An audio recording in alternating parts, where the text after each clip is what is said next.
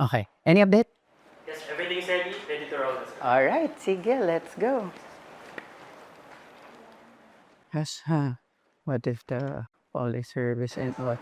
Hey! Hello! Kumusta? Charan! Wow, salamat. Thank you for making Of it. course. Yeah, oy, interesting yan. This is what I have for you. Okay. Sige, please sit down. And welcome to Padayon UP. Hello. Both the podcast and the office. Oo. The office is named Padayon UP Public Service Office.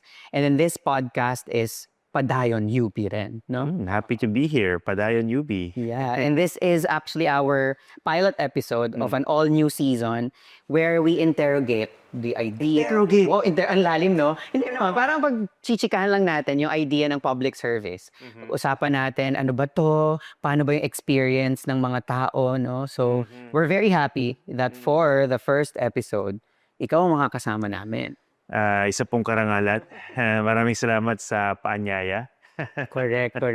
Yeah, so, hindi, naisip ko na ikaw yung makausap for the first episode because of a speech that you delivered almost 2 years ago sa Pisay, where you mentioned about special yung mga graduate ng Pisay. Of course, you remember that. Oo, yes. Oh, Of course. At ang sinabi mo doon, natatandaan ko na yung pagiging espesyal ay hindi lang tungkol sa kanila na naging estudyante ng Pisay, pero nami-measure yung pagiging special tungkol sa ambag sa lipunan. Yes, correct. Well, I mean, naging part na siya ng DNA ko kasi naging scholar ako ng Pisay. Correct. Tapos naging scholar din ako ng UP. Bilang scholar ng bayan, mapapatanong ka talaga, parang ano ba yung kapalit nito na pinag-aral ako ng libre? In the best schools, ano? I mean, syempre biased ako, pero hindi naman nakakahiyang sabihin na Pisay is considered one of the best high schools in the Philippines. And so is UP, the best tertiary education you could get. So anong kapalit nun? Nung naging estudyante ako, more so sa UP, doon pumasok yung idea ng pagdilingkod sa bayan. Yung, in other words, public service. Correct. Although of course, mas multi-dimensional yung pagdilingkod sa bayan. But in the context of public service, sadly medyo unique yung ganong perspective among professionals. Siguro dahil sa hindi lang nababanggit paulit-ulit sa ibang mga estudyante na ang success ay hindi lang na-measure sa personal success, kundi ano yung nagiging contribution mo to society. So I'm very grateful na yung ideas na yan ay na-absorb ko habang bata pa ako. Speak of habang bata, kasi gusto kong puntahan yung, so saan yun hinugot? Well, I remember you were part of 5 and Up. Nakita ko yung mga bagong lumalabas ngayon, no? Mga reels. And may throwback ka with Probe, no? Where you mentioned the 5 and Up. Pero bago yung next question ko, naalala ko ron, you mentioned that you played in a play, Oliver? Oliver. Ikaw yes. ba mismo yung Oliver? Yes, Oliver Twist. Oo, ano yan? Para sa mga pamilyar yan ay sulat ni Charles Dickens na tungkol sa isang ano ba sa Tagalog? Orphan, parang street rat kasi yung termino sa play, no? Sa parang it's set in the UK nung industrialization nila na nagkaroon din ng matinding poverty, no? So anyway, the story is about this orphan, Oliver, who had to survive dahil sa wala na siyang mga magulang, and then eventually he found love, the love of family. Anyway, Yeah. I digress. Pero ano yan, that is a classic stage play, and I played it when I was in grade 3. For Ateneo Children's Theater. Ateneo Children's Theater or ACT. Ano yun, kumbaga isang matinding turning point yun sa buhay ko kasi kung hindi ako nag-theater, tingin ko magiging iba rin yung personality ko kasi lagi ko nababanggit kaya ako nag-ACT kasi mahihayin akong bata. And you know, there's nothing wrong with that. Yeah, certainly. Ano po marami sa ating mahihayi pero Kung hindi ako napilitan na mag-socialize, pinitan tatay ko na mag-socialize at maging komportable on stage, siguro iba yung mga naisip kong potential path Natahake, or no? career. Oo. Pero kaya ko yun minention kasi yung artista ng Oliver Twist doon sa film, tanda mo kung anong pangalan? The originals? Yeah. Sa play o sa pelikula? Sa film. Isn't it Mark? Mark Lester. That's where I got my name. Is that so? Yeah, exactly. So, that's where my tita got my name. That's right. Ay, hindi na isulat sa birth certificate, kaya wala akong pangalan sa birth certificate. Totoo. Wow, what a connection. Oh my gosh. Ano, favorite nila yung Oliver Twist? Tita ko, crush na raw si Mark Lester. Oo. Pero, wag niyo na po, kasi hindi naman kami magkamukha. Oo, parang ano yon, medyo hindi, pero yun ang isang, ano doon. Mas kilala ko siya nung maliit pa siya. Pero ay bata. Of course, lumaki rin siya. Siguro naging matinee idol or something. Kasi may tsura eh. So na yun, kaya ko yung nabanggit, yung tungkol sa ACT mo, because in that 5 and up, what do you call that, throwback, you know, hindi naglalayo yung edad namin ni Atom eh. Well, parang 1982 ka, if I remember. Excuse me? 85 ako. 90s na ako. Ako 85. Ako din, 95 yung press release ko eh. Ako 85. And growing up, I remember 1994, you were with 5 and up. Aspirational yun eh, sa aming mga bata na nanonood, na parang, Totoo uy, ba? buti po siya, nakakapunta ron. Ako din, gusto ko magpunta ron. So, the experiences no, na nagawa mo ron, how is that important in the journey of you going to public service? Parang, ang dami exposure dun eh. Ang dami Oo. pinuntahan. I mean, it certainly widened my world, you know, which again, I'm very grateful for. I realize it's not, it's a privilege to have those experiences as a kid. When I say widened my world, can you imagine living, halimbawa, a sheltered life? Hindi naman kami mayaman, pero we weren't, you know, worried about what to eat day to day. Like Oliver. Like Oliver Twist, correct.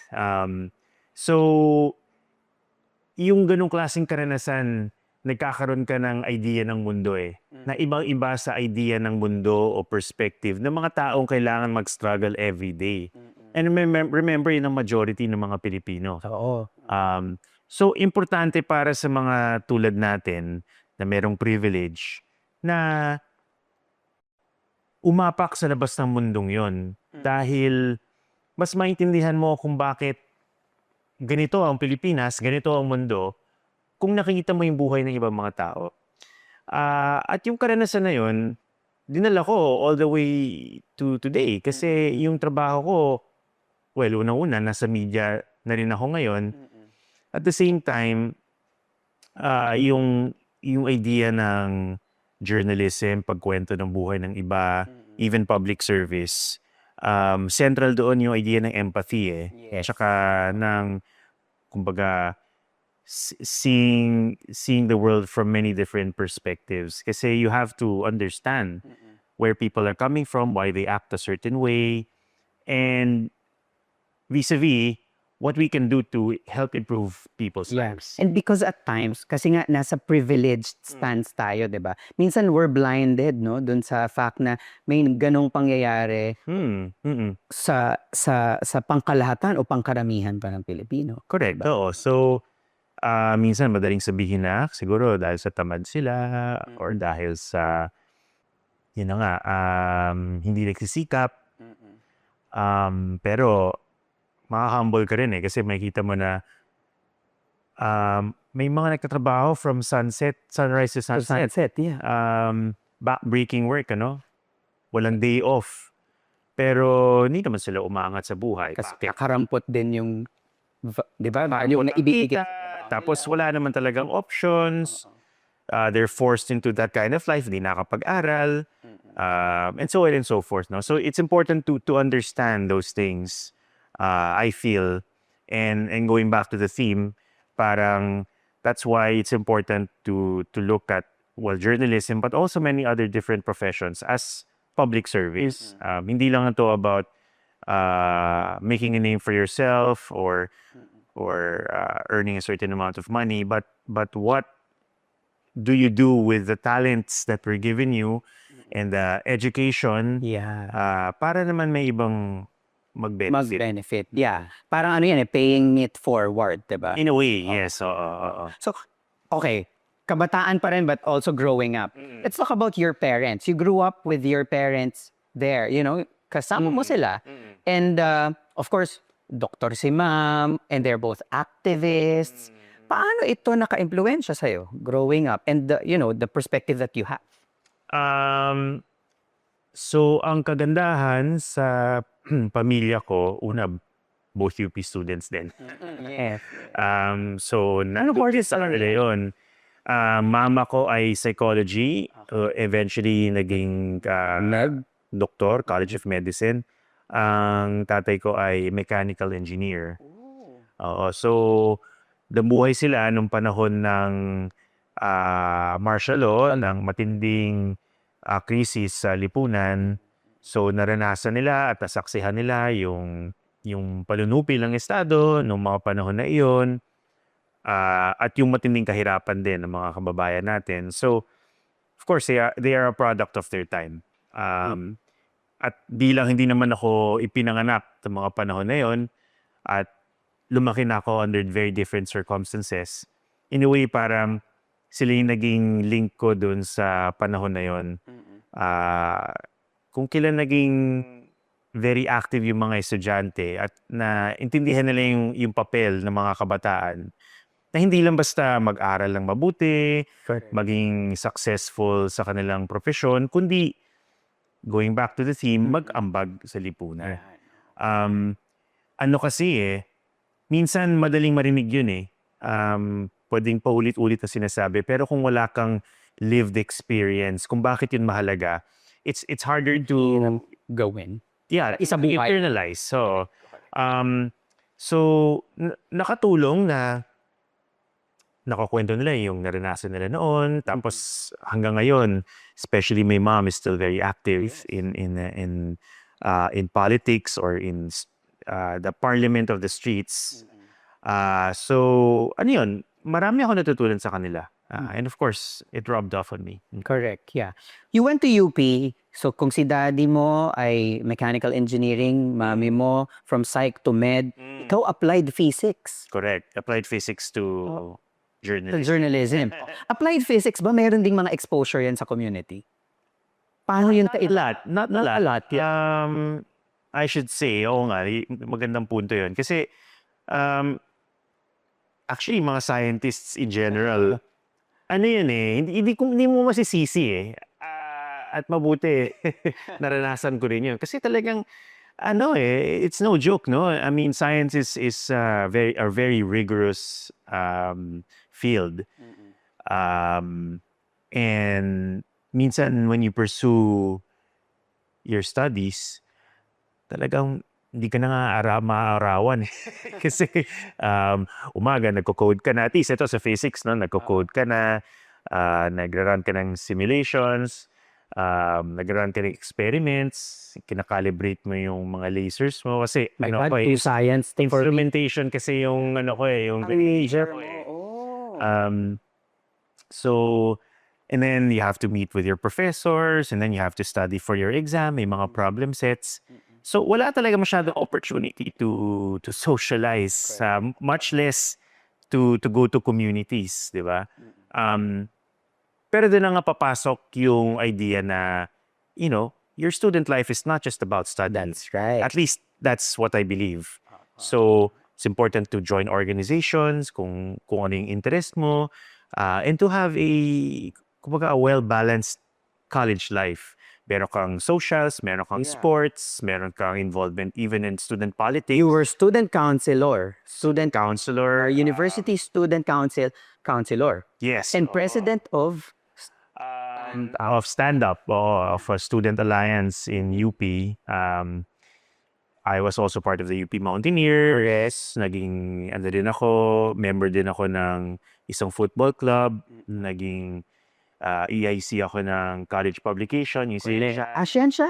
Yeah, talaga? Yeah, O, hindi ko yan alam. Siyensya. Oo, ano yun. Noong time na yun, parang natutulog yung college publication namin eh. So, Ikaw ng Gising. nabanggit ko nga ito na sa speech ko sa NSPC. Kaya lang ako naging EIC kasi wala na ibang interesado. Ganon. Talaga?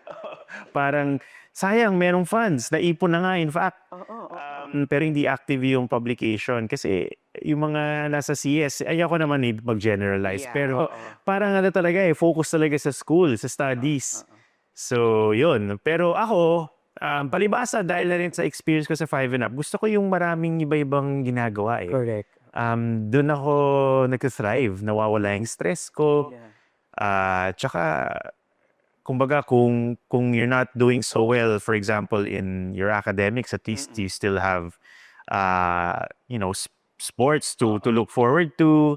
I mean, Yeah, kumbaga, you're trying to balance it kasi sabi mo heavy science yung ACFI, di ba? Tapos, kailangan mong i-expose din yung sarili mo sa iba pang mga bagay. ako tingin ko, actually, it's kind of my philosophy in life. And this is proven by science, I think, recently may mga studies na you have to have a wide base. Kumbaga sa pyramid, kung gusto mong maging mataas yung pyramid mo, kailangan malawak yung base mo. So, kung mag-focus ka lang on just one field, mahirapan ka kasi pwede mong itaas yung gusali pero Tsaka unstable kulong, no? siya. Tsaka kulong. So, kailangan malawak talaga yung mundo mo. Kung gusto mong umakyat, kailangan mo lumapad. So that was intentional on your part. Intentional talaga siya. Oo. Tsaka gusto ko kasi. Was AFI your first choice? Ang una kong ano ba yung una kong Piniling course. piniling ko? Kasi KMEng ata eh. KMM. KMEng. Tapos nung natanggap ako sa KMEng, na-realize ko na hindi ko pala siya gusto. Talaga? Oo, kasi Before you enrolled? yung mga friends ko lang nag-KMEng din kasi, mga barkada ko sa Your pressures. Pisay. Tapos parang, for me, wow, KMEng. Siguro gumagawa sila ng mga chemicals, mga Sila nag-invento, pero hindi pala yun. Correct. Mga processes pala yun na medyo industrial level. Sabi ko, parang hindi ko naman gagawin yun in the future. So, nag-chicken out ako nung magre-register na ako sa UP. Nagpunta ako sa register. Sabi ko, ayoko po mag-KMEng pala. Pwedeng physics na lang kasi yun natin yung second choice ko. Second choice, okay. So yun, Ang punta sabi ako niya? sa physics. Alright. Parang, sige, wala naman nag-physics. Totoo ba? Kasi hindi quota course ang physics eh. Ewan ko ngayon ha. Pero before ang KMEng, quota course yun Well, technically, all courses are quota naman. Pero noon talagang may Q yung KMM. All engineering courses may Q Meaning quota talaga. Oo. No, briefly. So, okay, ayan, AFI, nag-graduate ka. Paano ka napunta ng journalism, ng media? Well, in the first place, I had some experience. I had a background in media as a kiddie reporter for 5 and Up. So, kumbaga naitanim na yung punla. The seeds were planted for a future in media. Although, I could have gone many different directions. In fact, nag-aral na nga ako ng physics eh. Correct. But after graduating, parang gusto ko munang magpahinga dahil nakakapagod mag-aral. 5 years ang AFI, no? 5 years. Nagkataon naman na habang nagpapahinga, may opening para maging researcher sa isang documentary program. Okay. Mahilig din talaga ako sa documentaries. yeah. Ako nun mahilig ako manood ng TV. So, interesado talaga ako doon. Gusto kong kumita ng konti. Ayoko naman maging pabigat sa parents ko. So, nag-apply ako. Natanggap naman ako sa programa, The Correspondent sa ABS-CBN. Tapos doon na, nagtuloy-tuloy na kasi parang na-realize ko na I like this work. I'm very interested in it. Before I realized, yung 1 year, naging 3 years, naging 5 years, tapos hindi na ako bumalik sa school. Yeah, oo nga. No. Malayong-malayo yan di ba? Lalo na sa paningin ng mga normal na mga tao, yung science tapos journalism. Di ba? So, paano nakatulong ba yung pagiging AFI mo? Ano yung mga facets in AFI or being, as I would say, a young scientist to being a Sa akin, journalist? actually, it's very similar in one respect. And that is because um, sa science, nag-eksperimento ka ah, para makuha mo yung katotohanan. Ah, may mga setup ka, you make a lot of measurements, you test your theory, you do it again and again until finally you form a conclusion. In journalism, Parang I feel it's the scientific inquiry. same. Oh, the scientific inquiry is the same in journalism in that we believe that merong katotohanan. And the difference is in journalism, the way you uncover the truth is you go out in the field, you talk to people, you get many different sides. And of course, the physical science is something that is more hard. Kaya nga hard science is science, kasi parang it's repeatable, you arrive at the same results. Journalism, palibasa, you're dealing with people. Ibang It's more nebulous. Like it keeps moving around, it keeps shifting. But nevertheless, it's still grounded on facts. okay.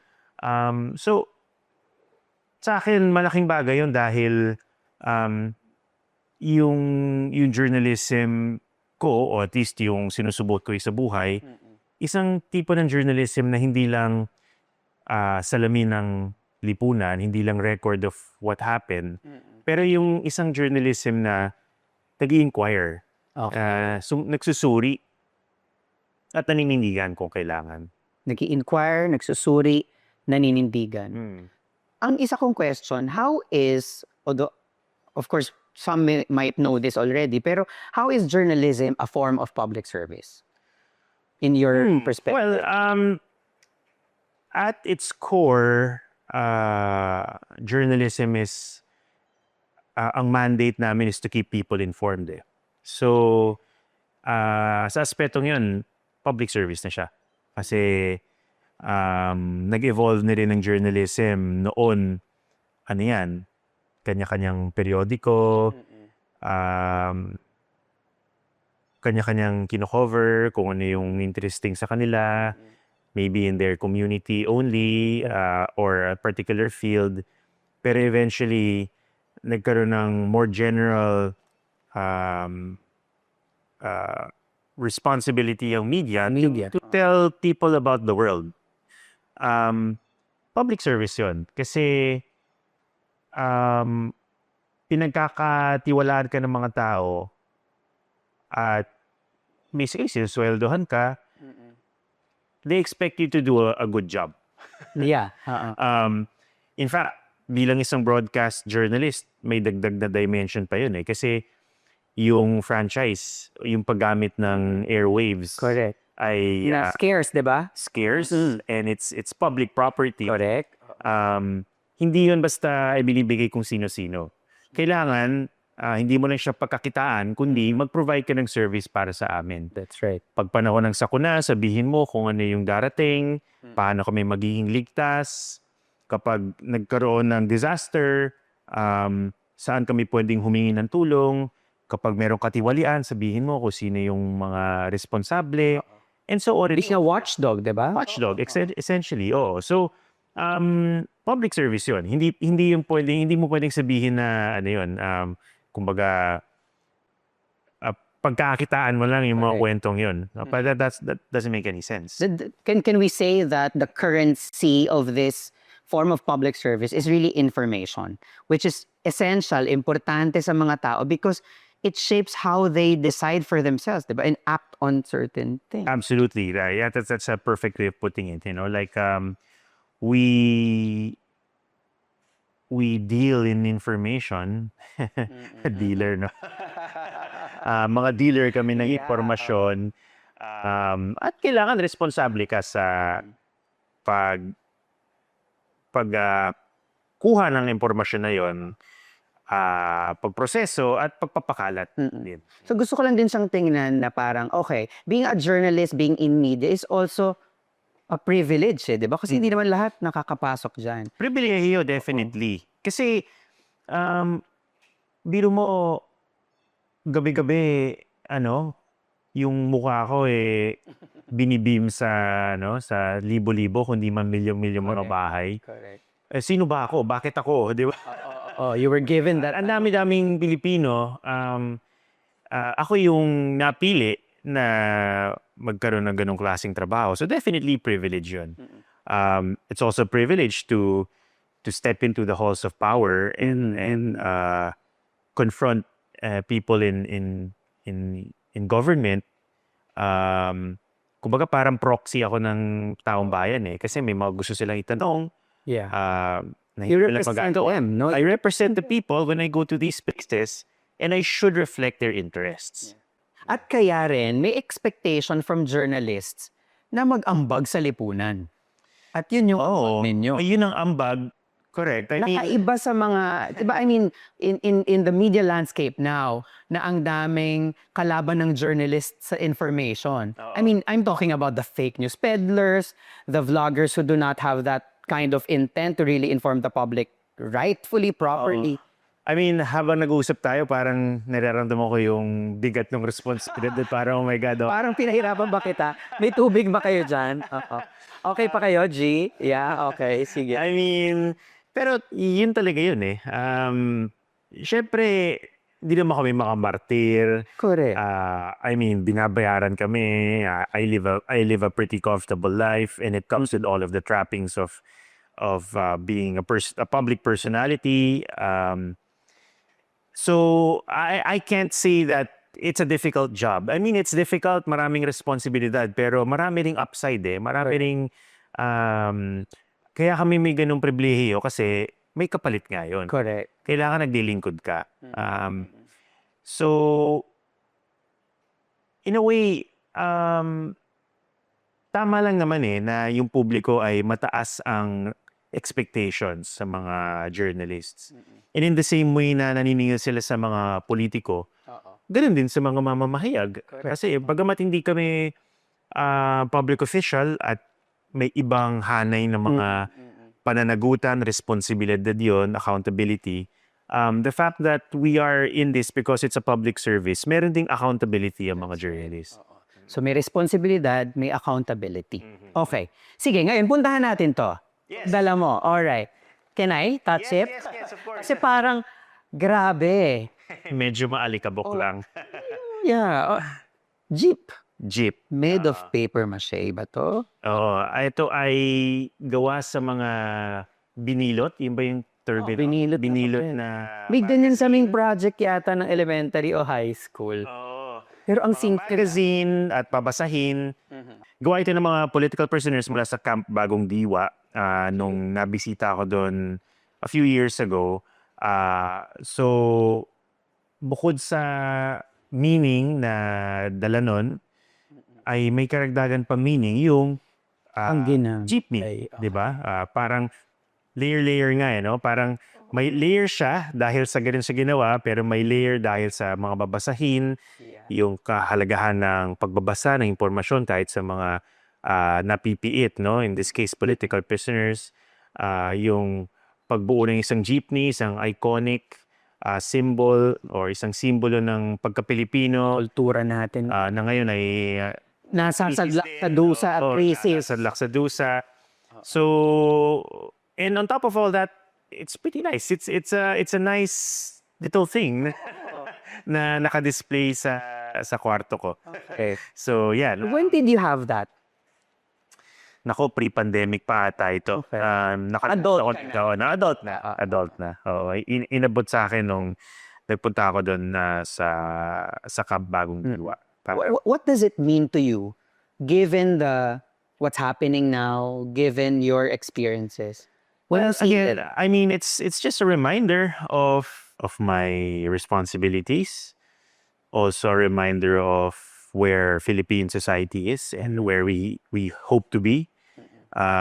Kumbaga, marami pang kailangan gawin. Marami pang trabaho na nasa harap natin.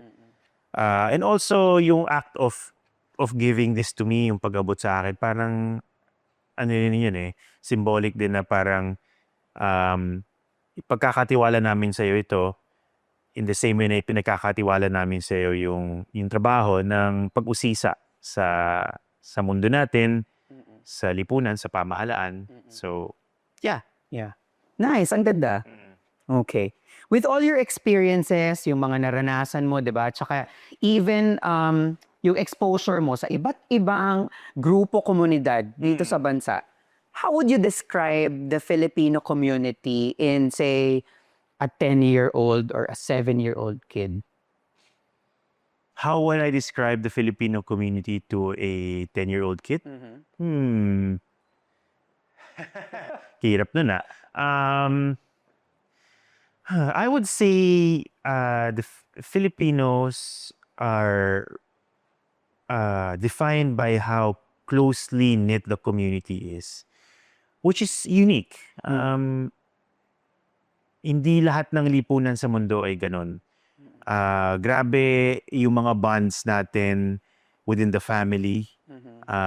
Bihira ka makakita na mula pagkabata hanggang pagtanda, magkakasama sa isang komunidad, minsan sa isang bahay. Hindi nga kasing laking problema dito yung pag-alaga sa mga senior citizens kasi dito yan sa bahay. Nagpapagawan pa minsan kung sino Sa magpaalaga. ibang bansa may mga home for the aged na sila and so on.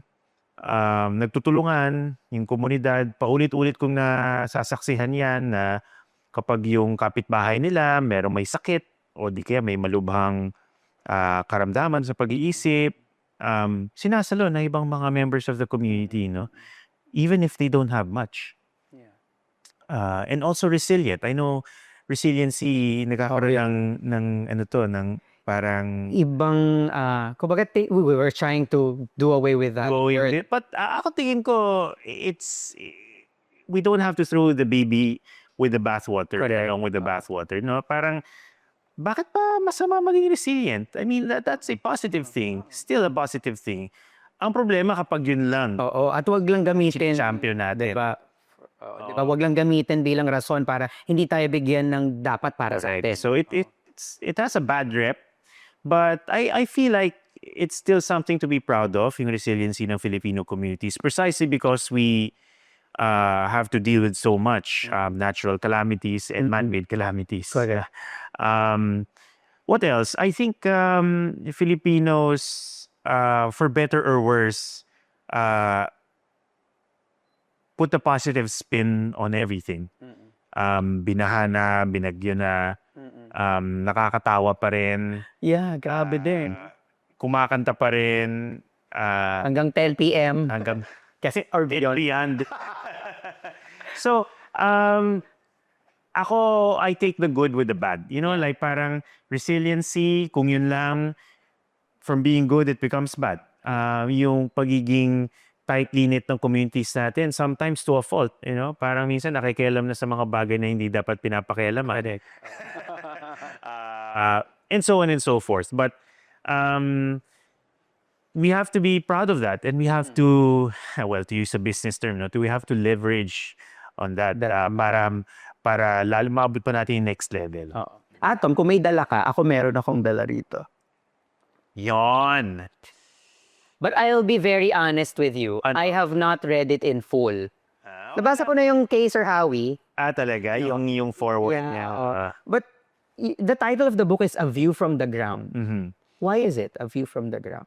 A view from the ground, kasi there's a view from the top, a view from above, but also a view from the ground. Personally, my experiences, I'm always in the field. And I value that view from the ground. Yung perspective ng nasa in the thick of the crowd, in the thick of action. Kasama. Iba yung karanasan na yon, and I think the stories in that book reflect that view. Speaking of stories, oy, ano to ha, personal kong kopya to.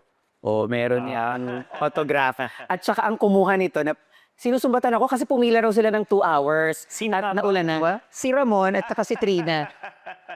Parang, sir, 2 hours kaming, tama ba? Worth it naman. Sa book fair? Dito sa UP Press. Sa UP Press? Yes. Oh. Ganun ba katagal? Well, o, diba? 2 hours ba? May ano sila, hourly update sa akin. So dalawa lang yung update kasi 2 hours.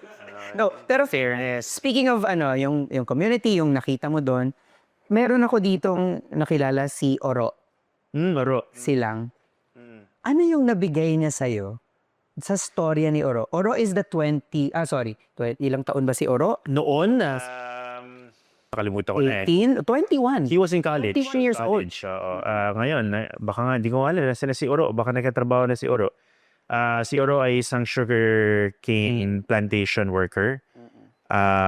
Also a student and also an athlete, no? Isang boksingero. So, anong nabigay sa akin ni Oro?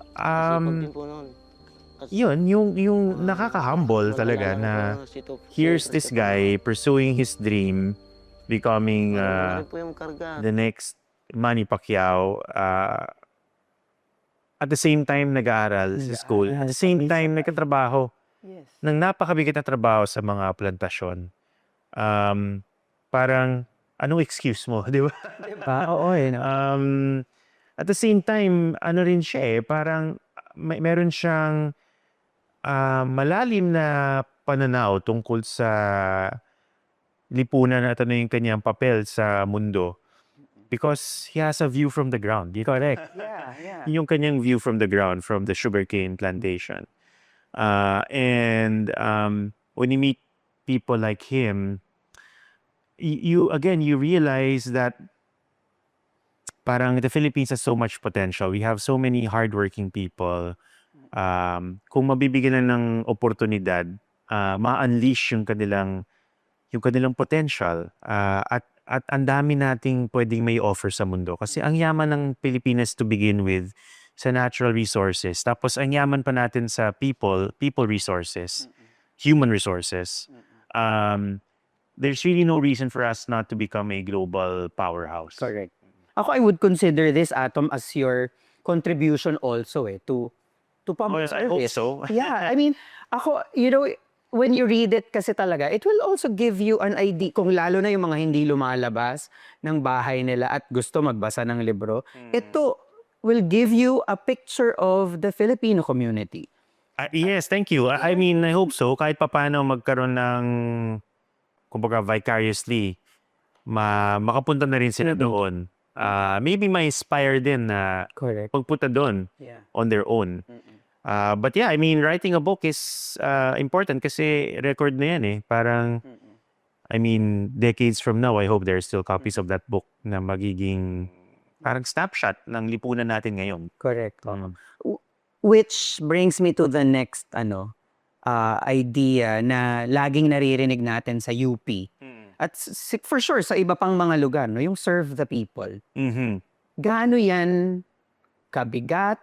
Paano ba yan dapat tanggapin? Kasi ako naririnig ko, may mga estudyante rin na parang, grabe talaga ba? Dapat talaga serve the people, paglingkuran ng sambayanan, na kapag gumagraduate ka, yan talaga yung nakabalandra sa'yo. Oo naman. Paano natin yan yayakapin? Oo, simbigat ng kabundok ang na yan, ang responsibilidad at ang panawagan. On one hand, it's a responsibility and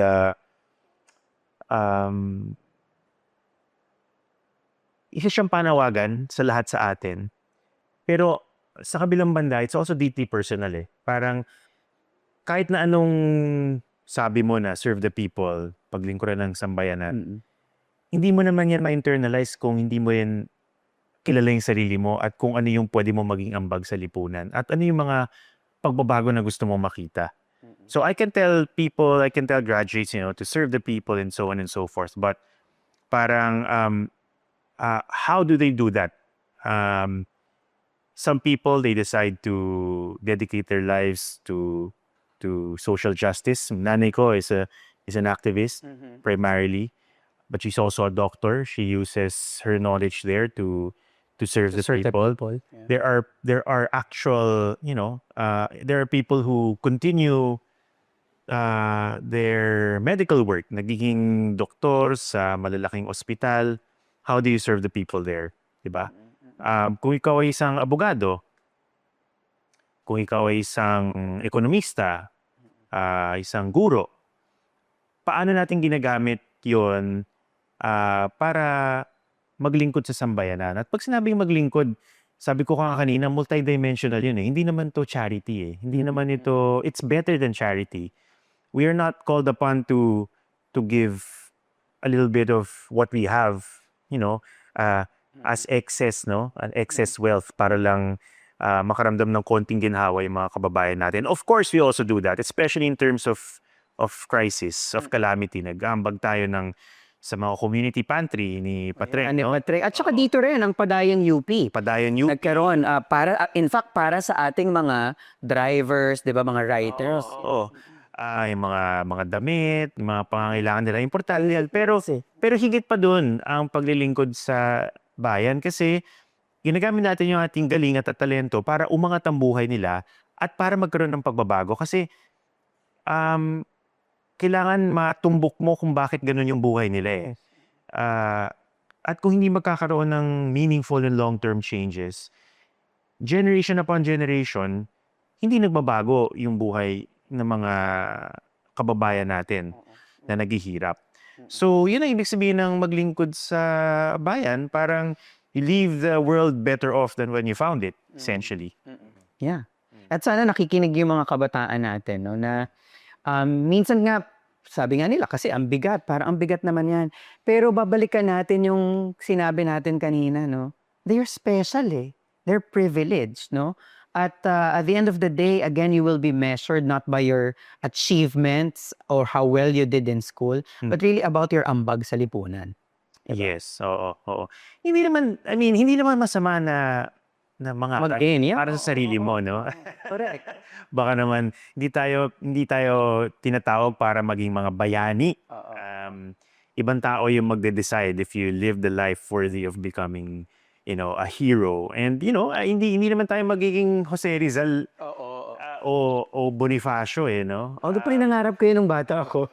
Pero it's Ang bigat din pati noon. mabigat, pero ano yung sasabihin ko, parang it's a wonderful thing to aspire to, di ba? Pero hindi naman kailangan ganun. Marami naman tayong pwede pang maibigay. At okay naman na maging mangarap pa sa sarili mo, na maging komportable yung pamilya mo, pero parang ang laki pa naman espasyo eh. Correct. Marami ka pa naman pwedeng gawin eh. Ako, I've always been told na, speaking of hero, no, yung to whom much is given, much is expected in return. Yes. At lagi ko rin yan nasa isip na parang, oo nga, kasi itong mga nararanasan ko, hindi nararanasan ng ibang tao. And I feel like it also gives me that kind of responsibility that I don't live in a silo or no man is an island, parang ganyan. Na there are people around you na kailangan tingnan mo at, in turn, tulungan mo. Correct. Sa abot ng iyong makakaya. People are social creatures. That is the foundation of who we are and why we are different from other animals and why we move forward, no? Parang hindi pwedeng mabuhay lang para sa sarili mo, like you said. This may sound awkward, pero how special is Atom Araulio? What do you mean? Kung sinasabi natin na yung special ay tungkol sa ambag sa lipunan, So, paano mo i-consider ang sarili mo? Special? I don't think I'm special at all. I don't really think of it in those terms. That way, yeah. Oo, parang if anything, I'm lucky. Swerte ako. So in that sense, special yun. Kasi hindi lahat ganun kaswerte. Pero yeah, I know where you're going. No? Special dahil nagkaroon ng kakayahan na maglingkod sa iba. I feel like that is both a responsibility and also a privilege to be able to use your talents, to use what you have to serve. Okay. Patapos na tayo, Atom. Ang isa kong gustong itanong para naman sa UP. No? ano pa yung dapat gawin ng UP para talagang mapagsilbihan naman. ni ang pamay? Ang hirap ng tanong. Ikaw na yung aming advisor. That's Ano a bang really, benefit yun really ng hard question. Ako siguro going back to something very basic. I think education is a right. Estudyante pa lang ako, yan ay Yan ang sigaw natin. No? pinapanawagan, yan yung sigaw natin eh. When we say education, di lang basic education. Ako tingin ko kahit tertiary education. Yeah. Karapatan yan kasi bakit natin ipagkakait yung ganung oportunidad sa iba na ma-explore yung kanilang full potential? At bakit hindi? Yan ang pinakamalaking investment na pwede nating ilaan para sa ating future. Para sa kaunlaran na? Walang bansa na umunlad na hindi nag-invest sa kanilang education, sa kanilang mga kabataan. And of course, hindi lang UP ang susi dyan kasi hindi naman tayo nagde-decide kung Correct. gaano kalaki ang budget na ibibigay sa atin. Ay, nako. Pero tayo ang nasa forefront. Tayo ang Yeah. nasa vanguard ng Totoo naman. ganyang panawagan. So, UP has to be an example. Among the many different things that a university should focus on, dapat hindi mawala yung ganong pagtuto na at the core of UP, we should give opportunities to as many Filipinos to get quality education. And also to spread the message of serving the people. Wow, thank you. Finally, a young journalist is watching us. What would you like to tell that young journalist? Wow. Naubusan na ako na. I want to be Atom Arasolio, sabi niya. Ano nga ba? You are your own person. Hindi na magkakaroon ng isa pang Jessica Soho. Hindi na magkakaroon ng isa pang Noli De Castro. And for that matter, Ato Maraulio. I look up to a lot of different journalists. I should mention more names kasi naging baby ako ng maraming iba-ibang mamamahayag. Si Cheche Lazaro, Lucy Cruz Valdez, mga mentors namin in ABS-CBN, in GMA7, all of these great journalists. Pero we are a product of our time. In 10 years, 20 years, ibang-iba na ang media landscape and you will have to decide on your own how to navigate that. So, importante, kahit na hindi pa natin nakikita kung ano yung magiging itsura ng hinaharap with AI, with social media, with all of these different developments. And disruptions, I would say. Disruptions. You have to have a strong core. Kailangan mo ng malakas na values na magiging gabay mo sa nagbabagong mundo ng journalism at ng pamamahayag. So yun, hindi yun magbabago. Kasama na doon yung paglilingkod sa sambayanan, sa bayan, integridad, at maraming iba pa. So, I leave that to you. Yeah. Wow! Thank you so much. Thank you. Maraming salamat. Talapakan po natin Atom Araulio. Baka gusto mo silang imbitahan, the book, the shows that you have, where Yes, can they see? get a copy of saan ako titingin? Anywhere? Dito, this is your count. Get a copy of the book, A View from the Ground from UP Press. Meron sa website nila at meron din sa mga bookstores.